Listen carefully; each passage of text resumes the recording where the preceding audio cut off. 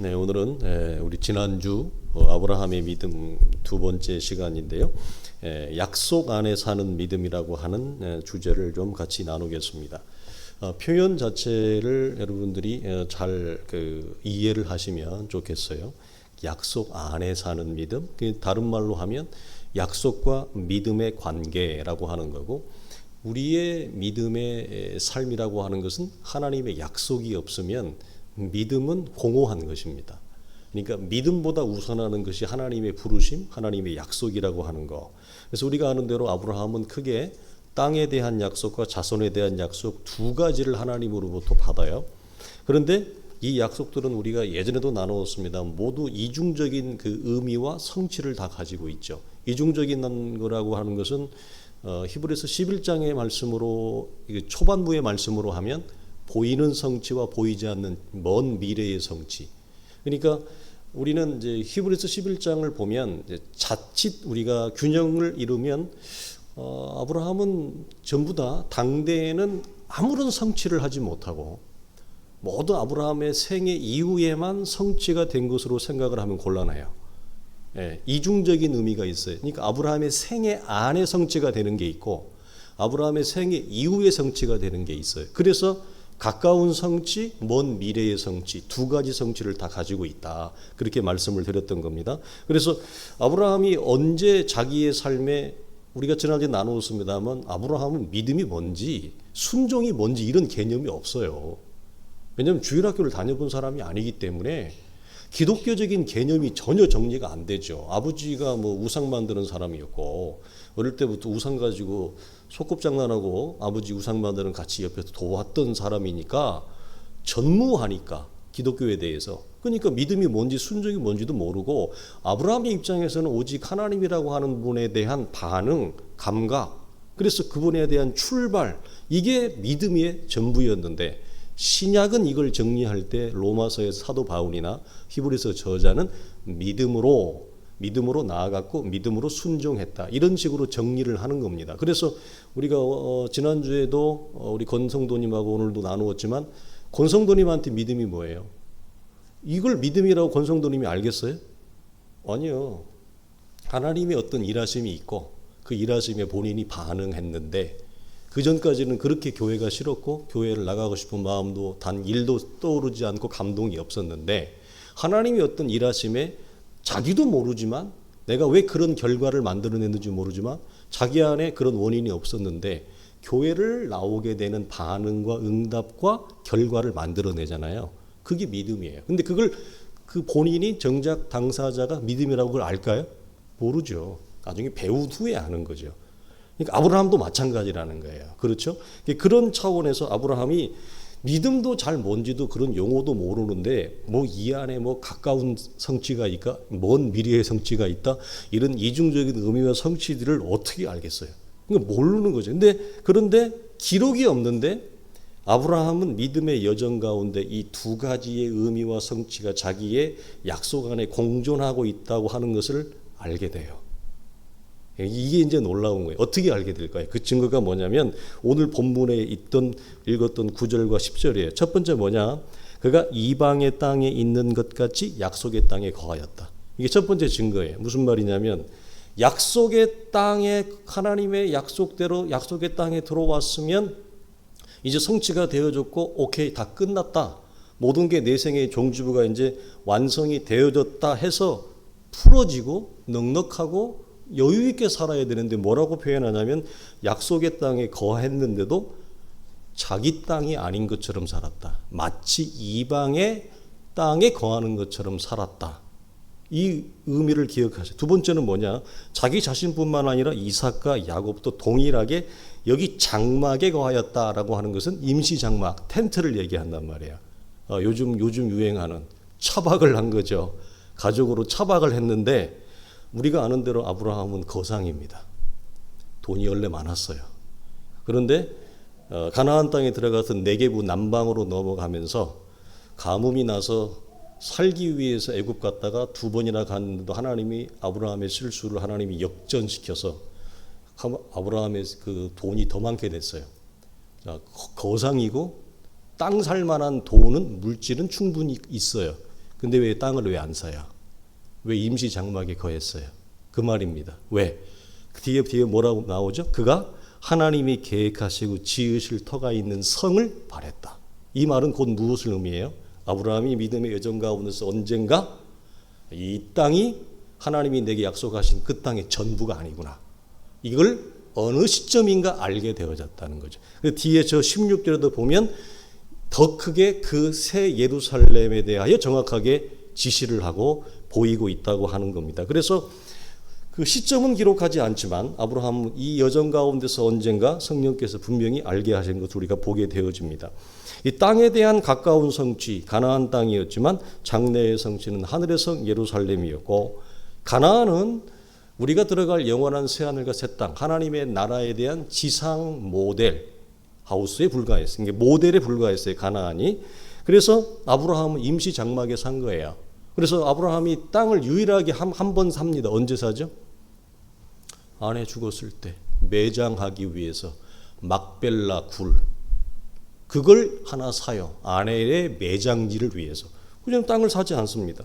그래서 10절에 보면 장막에 거하였다. 그 이유는 하나님이 계획하신 진정한 가나안 땅, 하나님의 나라를 바랐다. 그리고 16절에도 더 나은 본향을 사모하니 이건 가나안에 있는 것이 아니라 하늘에 있는 것이었다. 이렇게 얘기를 합니다. 그리고 자손에 대한 성취도 이것도 아브라함의 생애 안에 아브라함이 봤죠. 이삭이었습니다. 그러나 갈라디아서를 사도 바울을 보면 뭐라고 얘기합니까? 이 약속은 아브라함과 그 자손에게 말씀하신 것인데 여럿을 가리켜 그 자손들이라 하지 아니하고 오직 한 사람 가리켜 내 자손이라 하였으니 곧 그리스도라. 이 장래의 성취는 이 자손에 대한 약속은 그리스도로 마지막 종결되어져요. 그런데 이삭은 생애 안에 25년 후에 봤죠. 그러나 그리스도는 시간 순서적으로 수천 년, 4,000년 이후의 일입니다. 그러니까 아브라함의 생애 안에서도 하나님이 약속을 일으켜요. 성취를 해요. 그리고 이중적인 의미에서 아브라함의 생애 이후에 하나님의 나라의 전 구원의 역사 속에서 또 하나님이 이루셔요. 그러면 왜 이 이중적인 의미를 다 할 수밖에 없느냐? 그건 사람이 견뎌낼 수가 없어요. 사람은 우리의 생애 안에, 내 걸음 안에, 현실적인 걸음 안에 하나님이 당신의 입으로부터 나온 약속을 이루시고 성취해가고 채워가는 하나님의 일하심을 우리가 목도하지 아니하면 인간이 가지고 있는 믿음은 너무나도 취약하고 연약해서 포기해요. 우리는 돌이켜요. 25년 아브라함이 참은 것도 대단한 거예요. 사실은. 그런데 사실은 이제 자손에 대한 약속을 더 늦게 받고 땅에 대한 약속을 먼저 받거든요. 근데 땅에 대한 약속은 그렇게 늦게 받지 않아요. 그러니까 아브라함의 생애에서 하나님이 아브라함이 잊어버릴만 하면, 믿음을 포기하고 싶을만 하면 하나님이 나타나서 아브라함에게 갈 길을 보이시고 하나님의 일하심 통해서 그 약속이 부분적으로 성취되는, 온전하고 완전한 마지막 성취가 아니라 부분적으로 조금씩 맛배기를 보이는 성취를 경험하게 해요. 왜 그렇다고요? 안 그러면 우리가 못 견뎌요. 우리가 나가 떨어져요. 사람은 그 정도가 못 된다라고 하는 사실이죠. 그래서 이 가나안과 이삭은 전부 다 가까운 성취로 아브라함의 생애 안에 드러나지만, 그래서 이걸 보이는 것이라고 우리가 표현을 했고, 하나님의 나라 그리고 예수 그리스도에 대한 모든 성취는 아브라함의 생애 이후에 성취가 되니까 이것은 아브라함의 생애에서 보이지 않는 거죠. 그런데 그 보이는 성취와 보이지 않는 성취 사이에 뭐가 있어요? 부분적인 성취가 있어요. 이걸 연결시켜 주는 게 뭐예요? 믿음의 인내예요. 그게 믿음의, 보이는 부분적인 성취와 자기 사후에 일어날 일이니까 보이지 않는 먼 장래의 성취잖아요. 그 연결을 하는 게 뭐예요? 그 떨어져 있는 공간을 연결하는 게, 믿음은 믿음인데 그냥 믿음이 아니라 믿음으로 인내하는 삶. 이게 이걸 연결하고 있다라고 하는 거예요. 그래서 누구나 사람은 아브라함처럼 보이는 가까운 성취와 보이지 않는 장래의 성취 사이에서 갈등하게 되어져 있어요. 이건 자연스러운 거예요. 갈등하지 않는다. 그건 기계죠. 사람이라고 말을 할 수가 없죠. 예. 그래서 아브라함이나 우리나 갈등을 하는 겁니다. 그러면 결론적으로 아브라함의 여정이 우리에게 말하고 있는 것은 무엇냐? 믿음의 첫 걸음을 뗄 때 여러분에게 물어보면 제일 어려운 게 뭐였어요? 저에게도 물어보면 하나님의 비전이 있고 하나님의 말씀이 있었고 하나님의 감동하심이 있었지만 발걸음을 못 뛰겠더라니까. 주저하게 되더라고요. 이게 쉽지 않더군요. 예. 그렇게 쉽지 않게 녹록지 않게 칼바람 부는 광야 같은 그런 사역자의 길을 걸으면서 그렇게 왔던 저도 이게 믿음으로 첫 걸음을 내디디려니까 이게 발을 못 대겠는 거 있죠. 그러니까 갈릴리 호수에서 베드로가 첫 발을 내딛었다. 그 우습게 볼 게 아니라고요. 우리는 결론적으로 빠졌으니까 실패했으니까 우리는 그것만 단적으로 빼서 베드로를 쉽게 폄하하는데 그렇게 볼 게 아니에요. 대단한 거예요. 그 폭풍 속에서 호수의 발걸음을 내딛었다? 위대한 거죠. 물론 사람이기 때문에 빠지죠. 우리도 빠지잖아요. 결론적으로. 우리도 다 빠지잖아요. 그러나 우리가 첫 걸음을 뗄 때 어려운 것은 뭐냐면 반응은 반응인데 순종으로 반응하는 거예요. 근데 이렇게도 반응할 수 있잖아요. 반대로. 어떻게? 거절의 반응. 나는 됐다. 더 이상 나는 앞으로 나아가는 모험적이고 불확실한 익숙하지 않은 삶의 행태보다는 통제 가능한 내 삶의 바운더리 안에서 나는 안전한 내 성을 에녹처럼 나는 내 바운더리, 내 성을 쌓고 여기서 내 생명과 내 삶의 소유의 안전함을 나는 여기서 누리겠다. 이렇게도 반응할 수 있잖아요. 아브라함도 마찬가지예요. 그렇게도 아브라함이 반응할 수 있었어요. 근데 아브라함은 나간 거죠. 우리도 안전한 바운더리에서 우리도 그렇게 할 수 있죠. 통제 가능한 관계, 통제 가능한 소유 안에서 우리도 편안하고 안정된 삶을 우리가 생각하고 거기에 집중할 수 있어요. 그러나 하나 더 우리가 생각할 건 뭐냐면 그렇다고 해서 꼭 통제 가능한 삶이 보장되는 것은 아닙니다. 그건 내 생각이지. 내가 안전하고 편안하고 익숙한 삶이라고 통제 가능한 삶이라고 이걸 내가 판단하고 나는 이걸 내 삶에 이걸 선택을 했어요. 통제 가능하지 아니하는 먼 미래의 삶보다 그렇다고 해서 내일의 내 삶이 여전히 통제 가능한 삶으로 연장될 거라고 하는 보장은 없어요. 그건 내 입장이고 내 생각이지. 국제 정세가 어떻게 변할지 알아요. 세계 정세가 어떻게 변할지 알아요. 그 이화여대 최재천 교수 같은 생물학 교수 같은 경우는 앞으로 뭐라고 얘기하죠? 앞으로 지구 온도가 2도만 더 올라가면 지구 온도가 2도만 더 올라가면 지구의 나이가 몇 년 남았다고요? 77년. 지구 종말이 77년 남았다는 거예요. 2도가 더 올라가면 온 세계가 다 끝장나는데 그 타이머가 77년 남았대요. 그 유명한 사람이잖아요. 견통령 스승이잖아요. 그래서 우리는 내일에 사실은 통제 가능하다고 하는 것도 사실은 우리가 우리의 느낌에서 볼 때는 그 내 입장이지 전혀 아닐 수가 있다는 거예요. 그래서 믿음의 삶을 시작할 때 첫 번째 어려운 것은 순종으로 반응하는 거예요. 모두가 순종으로 반응하는 것은 아니기 때문에 그러나 한 번의 순종으로 모든 것이 종주가 나지는 않습니다. 순종 이후에 구원 이후에라고 우리가 설명을 할 수가 있고 순종보다 더 큰 어려움에 직면하는 것은 뭐죠? 한 번의 순종으로 모든 것이 성취되어지고 완성되어지지 않아요.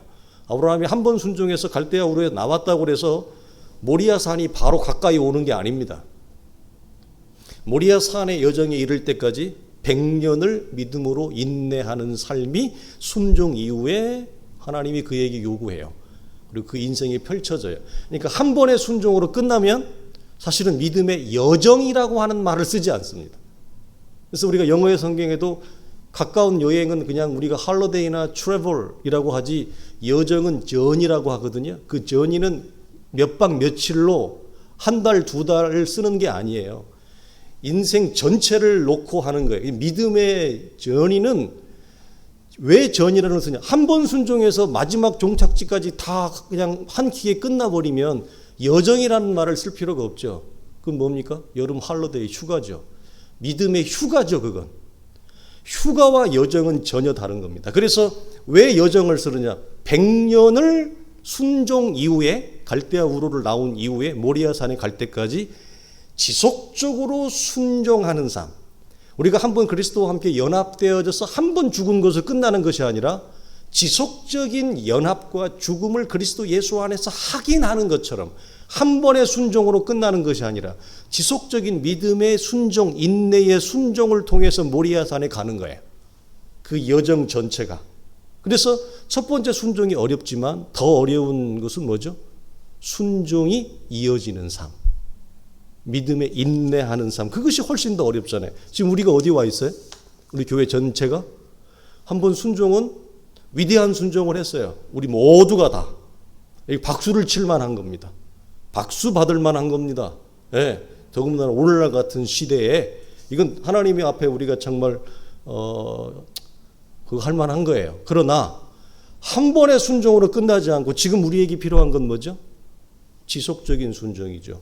믿음의 인내, 믿음으로 인내하는 삶. 어디까지?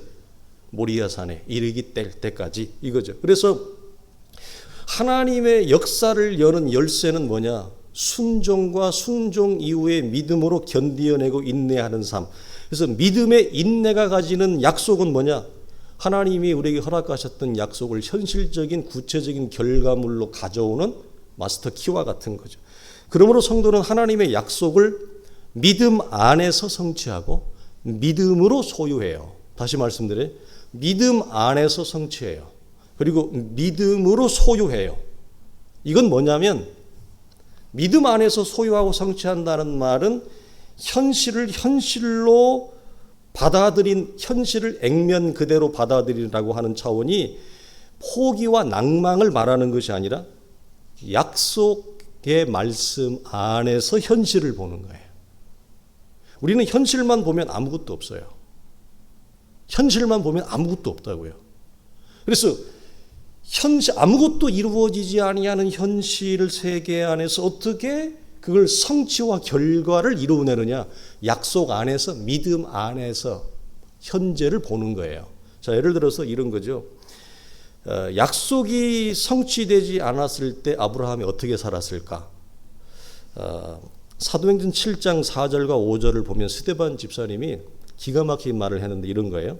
아브라함이 갈대아 사람의 땅을 떠나 하란에 거하다가 그의 아버지가 죽음에 하나님이 그를 거기서 너희 지금 사는 이 땅으로 옮기셨느니라. 그 다음 표현이 중요해. 그러나 여기서 옮겼는데 발붙일 만한 땅도 유업으로 주지 아니했다. 약속은 했는데 거대한 결단과 순종을 해서 갈대아 우르를 고향 친척을 떠나서 나왔는데 하나님이 발붙일 만한 땅도 유업으로 주지 아니하고 다만 이 땅을 아직 자식도 없는 후손도 없는 그에게 소유로 주신다고 약속하셨으며 이게 믿음의 위대함이에요.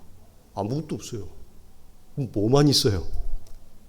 하나님이 주신다고 한 약속의 말씀밖에 없어요. 땅도 한 평도 없어요. 자식도 없어요. 말씀만 있어요. 그런데 어떻게 그것이 현실이 되죠? 약속의 말씀 안에서, 약속 안에서 현실을 보는 거예요. 아무것도 없는 현실에서 현실을 보는 게 아니라 공에서 공을 보는 게 아니라 이게 믿음이 일으키는 위대한 하나님의 역사예요. 이게. 근데 이 복되고 빛이 있으라 하심에 빛이 창조되는 이 믿음의 역사를 모든 성도가 경험하지는 않아요. 왜? 모두가 다 순종하거나 모두가 다 한 번 순종했다고 끝나는 것이 아니라 지속적인 순종을 믿음의 여정, 순종의 여정이 우리 속에 필요한데 믿음으로 견디어내는 삶, 이걸 믿음으로 인내하는 삶이라고 성경은 얘기하는데 믿음으로 견디어내고 인내하는 삶에서 나가 떨어지는 거예요. 아브라함도 당혹하고 아브라함도 왔는데 말 따라 왔는데 약속의 말씀 따라 아무것도 없는 거죠. 손에 잡히는 게 아무것도 없는 거예요. 사람이 어떻게 여러분 뒤로 안 넘어지겠어요.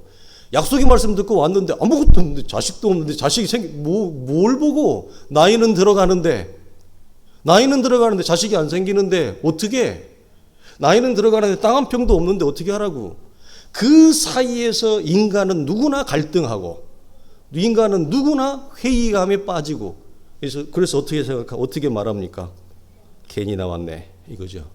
이걸 누가 해요? 출애굽기 이후에 이스라엘도 괜히 나왔네.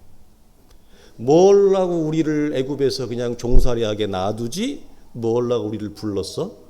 그래서 모세를 원망하고 하나님을 원망하고 이 똑같은 갈등과 불평과 당혹감을 아브라함이나 출애굽한 이스라엘이나 지금 우리도 똑같이 경험할 수 있어요. 모든 사람이 이 과정을 겪습니다. 맨날 할렐루야 외치는 게 아니에요. 맨날 승리의 노래를 외치는 게 아니에요. 좌절과 실패의 찬가를 우리도 외쳐요. 쓰디쓴 인생의 그 물을 우리가 마시면서 괜히 따라 나왔다, 괜히 순종했다, 내가 선택한 것이 잘못된 선택이 아닌가. 저 같은 경우는 뭐죠? 저도 할 얘기가 많죠. 네, 그게 내가 잘못 해석했나? 별 생각이 다 드는 거죠. 그래서 이것은 모든 사람이 가능한, 모든 사람이 겪는 과정입니다. 오직 약속만이 있었고, 그러나 그 약속의 말씀을 현실의 구체적인 결과물로 가져오는 것은 지속적인 믿음의 순종과 인내하는 삶이었다. 그래서 아브라함이 말해주는 것은 뭐냐면 아직 약속이 성취되어지지 않았다고 해서 포기하지 말라. 그래서 히브리서 우리가 앞장에 나누었던 뒷부분의 결론 중에 하나가 중요한 이슈가 뭐냐면 믿음은 뭐라고 그랬죠? 뒤를 돌아보는 것이 아니라 쟁기를 메고 뒤를 보지 말라. 이 말씀이 믿음은 정적인 것이 아니라 동적인 것 때문에 믿음이 일을 하기 때문에 믿음이 나를 어떻게 한다고요? 앞으로 밀어낸다고 그랬어요. 그래서 뒤를 돌아보지 말라. 쟁기를 메고 뒤를 돌아보는 자는 내게 합당하지 아니하니라. 이건 뭐죠? 내가 너희에게 허락되어진 믿음의 역사와 방향성과 정반대가 되어지지 않느냐.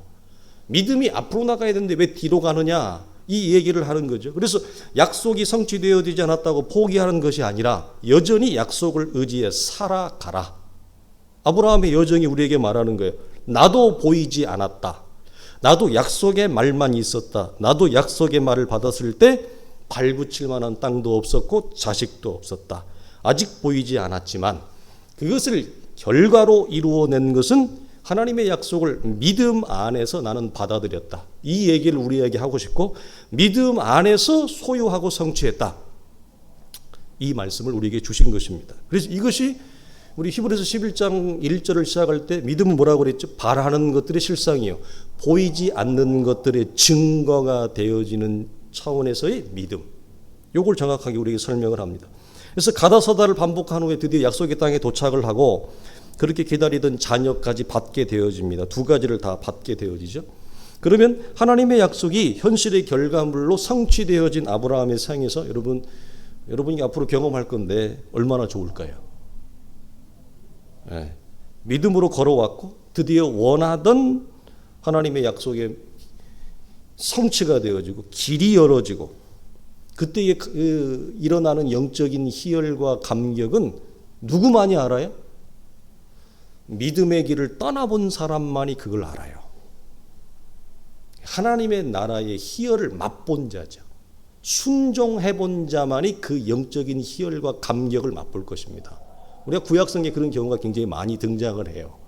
하나님의 말씀을 따라간 자만이 그 열매를 맛봐요. 그러니까 그 영적인 희열이라고 하는 이루 말할 수가 없죠. 꽉 막혀서 앞으로 나아갈 수 없던 상황이 드디어 풀어졌고 호전이 되어졌으니까. 그러면 이 부분에서 아브라함의 여정이 말해주는 건 뭐냐? 자, 땅도 받았고 자손도 받았어요. 그럼 그 이후에는 어떻게 살아가요? 오케이. 이제는 줄기자가 아니라 상황이 호전되었다고 해서 결코 멈추지 말라. 이제는 이삭과 야곱이라고 하는 자녀를 받았으니 되었다. 이게 아니라 여전히 내 생에 남아있는 하나님이 나를 향해 마지막 정점이 있어요. 그게 뭐죠? 모리아산입니다. 내 생에 아직 하나님이 다 아직 채우지 아니한 마지막 약속의 부분이 있어요. 약속의 공간이 있어요. 그게 뭐예요? 그걸 모리아산이라고 해요.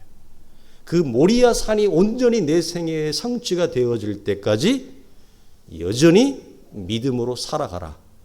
부분적으로 내 삶에 하나님이 우리가 인생이 힘들고 어렵고 포기하려고 그러고 자꾸 딴 생각하고 자꾸 옆길을 보고 그러니까 하나님이 우리에게 뭐죠? 부분적인 성취를 경험하게 하셔요. 그럼 그 부분적인 성취를 경험하고 나서 이제는 됐다가 아니라 나머지 아직 성취되어지지 아니하는 채워지지 아니하는 내 생애를 향해서 우리 공동체 전체를 향해서 하나님이 하시려고 하는 그 일이 있어요. 그게 아브라함 여정의 마지막 클라이맥스는 모리아산이라고 그랬잖아요. 그 모리아산에 오를 때까지 여전히 믿음으로 걸어가는 거예요. 우리는 그래서 약속과 약속의 말씀 사이에도 믿음이고 우리의 생애에 부분적으로 하나님의 말씀이 성취된 이후에도 됐다 해서 마음을 놓고 우리가 사무엘 상하를 나누면서 다윗이 밧세바 사건 일어나기 전에 특징이 뭐였죠? 왕궁에 올라가서 자기의 군대 장관 요압은 나가서 전투를 벌이고 그런데 늘 전투에 함께했고 평생을 누렸던 다윗이 자기는 가지 않습니다. 갑옷을 다 내려놓죠. 칼, 병기를 들지 않습니다. 자기는 왕궁의 상자의 상아탑에 앉아가지고 편안하게 나태함에 빠져서 해가 오히려 가라앉으려고 할 때 그때 오후에 뉘엿뉘엿할 때 일어나서 왕궁에 거닐다가 밧세바를 본 겁니다. 그 영적인 왕이 되었다고 그래서 모든 것이 다 놓아진 상태가 아니라 그때가 더 위험하다 그랬어요. 인생은 하나님의 약속이 성취된 이유가 더 위험해요. 그래서 그 이후에도 여전히 뭐죠?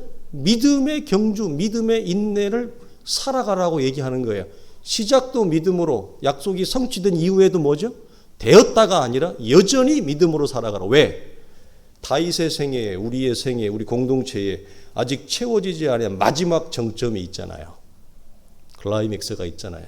그것이 우리에게 이루어질 때까지 여전히 믿음으로 걸어가라고 하는 거. 그래서 여기다 한 걸음 더 오늘 성경이 주는 것은 뭐냐면 이제는 너에게 허락되어진 자손들, 그들과 함께 공동의 상속자가 되라. 이 말을 하고 그 공동의 상속자 너희의 자녀들과 함께 믿음의 길을 걸어가라. 이렇게 우리에게 던져요. 그래서 이것은 우리에게 여러분 대단히 영적으로 시사하는 바가 큽니다. 그래서 약속의 첫걸음을 내디딜 때도 약속을 따라 사는 믿음으로 걸어가시고 약속이 현실화되어 내가 원하는 삶이 열어졌을 때도 여전히 약속을 따라 살아가는 믿음. 그래서 믿음은 시작의 원리이면서 동시에 인내의 원리이기도 하고 그리고 마지막으로 뭐죠? 성취의 원리이기도 합니다. 그래서 우리는 자칫 잘못하면 인생이 부분적으로 성취가 되어졌을 때 여기가 종착지라고 생각을 할 수가 있어요. 이제 모든 것이 다 끝났다. 고생 다 했다. 이제는 마음 편히 좀 쉬자.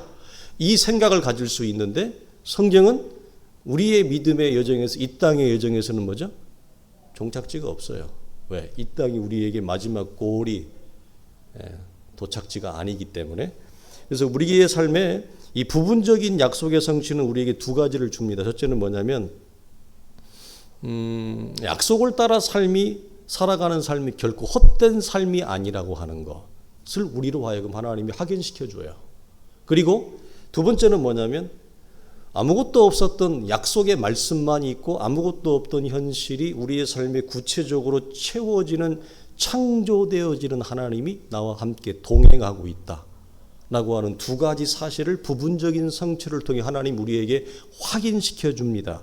그래서 우리가 또 달려갈 수 있도록 일어나서 걸어갈 수 있도록 하는 거. 말씀을 마치죠. 우리는 지금 어느 정도까지 여러분 보시기에 우리 교회 공동체가 믿음의 여정에서 여러분 어느 정도까지 왔다고 우리가 말을 할 수가 있을까요? 우리는 갈대아 우로는 완전히 출발을 했죠. 우리는 하란도 넘어섰나요? 우리는 가나안에 진입했나요? 어려우면 남방 네겝으로 내려가야 되냐 피해서? 비가 오면 비를 맞아야 돼요? 비를 피해야 돼요? 우리는 어느 여러분 여정까지 왔다고 생각합니다. 우리에게 필요한 믿음의 지혜는 뭐냐? 우리는 구체적인 것보다도 두루뭉실하게 얘기를 하면 약속과 현실 사이에서 현실 때문에 포기하지 않는 믿음이 우리에게 필요해. 지금 우리에게 필요한 것은 믿음의 인내가 펼쳐지는 과정 중에 있는데 우리가 하란에 있는지 가나안에 진입했는지, 그 지명이 주는 영적인 상징성들이 있잖아요. 아니면 애굽으로 피했는지, 다시 올라왔는지, 우리에게 필요한 거, 포기하지 않는 믿음. 첫 번째, 두 번째는 뭐냐면 약속을 따라 다음의 여정을 준비하는 것입니다. 아브라함은 당대의 부름을 받아서 텐트 피고 점령하고 정신이 없었어요. 그런데 성경을 기록해 한 후대에 우리에게 주는 영적인 안배와 지혜는 뭐죠? 그 걸음걸음을 보면서 우리로 하여금 뭐죠? 넥스트를 준비하게 하는 거죠. 아브라함은 아무런 준비 없이 갔다면 우리는 아브라함의 여정을 통해서 우리는 넥스트를 보는 거예요. 아브라함의 여정이 비춰주는 게 있어요. 그 해석이 있어요. 빛이 있어요. 그걸 보고 우리는 보는 겁니다. 우리가 어느 지점에 와 있는지. 그리고 이 지점에서 다음 지점으로 나아가기 위해서 그 어간 사이에서 우리가 해야 될 준비할 게 뭐냐라고 하는 거. 이것은 믿음의 지혜입니다. 아무런 생각 없이 어떻게든 되겠지, 어떻게든 안 됩니다.